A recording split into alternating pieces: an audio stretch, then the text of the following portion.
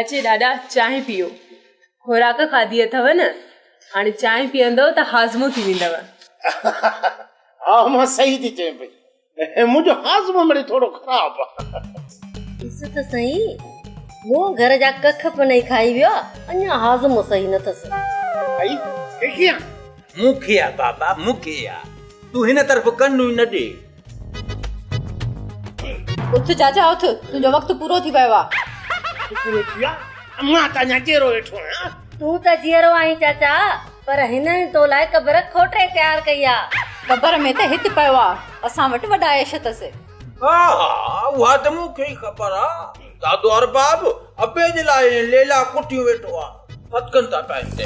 लेलो खणी न कूंसा, पर तव्हां वांगे ख़ाली पेटीअ चांहि कोन ॾियूंसा। चाची ख़बर अथई ॾाॾा सुबुह जो नेरनि छा सां कई आहे? शहज़ादी तूं माट कर, इहा ॻाल्हि न कर। हली तुंहिंजे ॾाॾे खे वठी वञूं त कोरमा खाराइनि। माई ॾिसी छा थी, घर वठी वञीसि मूं ॾेढ जिन खे। शेरल मां सम्झां थो तव्हांखे सोन जो देगड़ो न खपे, अरे त तुंहिंजी माई मुंहिंजी इज़त नथी करे पई। चाचा इहा माई त आहे ई अहिड़ी, केरु त तोखे चवे त हिकु राति जे लाइ हिते अची तूं रह, पंहिंजे घर हली तूं सुम। हिते अचण जी तोखे का बि ज़रूरत कान्हे का। भाॼई हरू भरू अबे कन न भर, इहो वॾेरे जो फ़ैसिलो थियल आहे। 8 पारा बाबू तव्हां वटि हूंदो, 8 पारा असां वटि हिते पियो।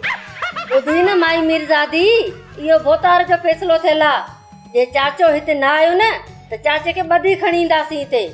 ईंदुसि माई ईंदुसि, मूंखे ॿधी अचे खणण जी का बि ज़रूरत न आहे। हलो माई मिर्ज़ादी, हल त हलो मानी हुते था खाऊं। चाचा मूं निज मखण में तुंहिंजे लाइ बुसरी पचाए रखी आहे, हल थी खा, किथे ठरी न वञे। बुसरी अम्मा बुसरी खाईंदे, बुसरी कोन खाधी अथव। हल हल अम्मा हल, ठरी न वञे। हल बुसरी खा।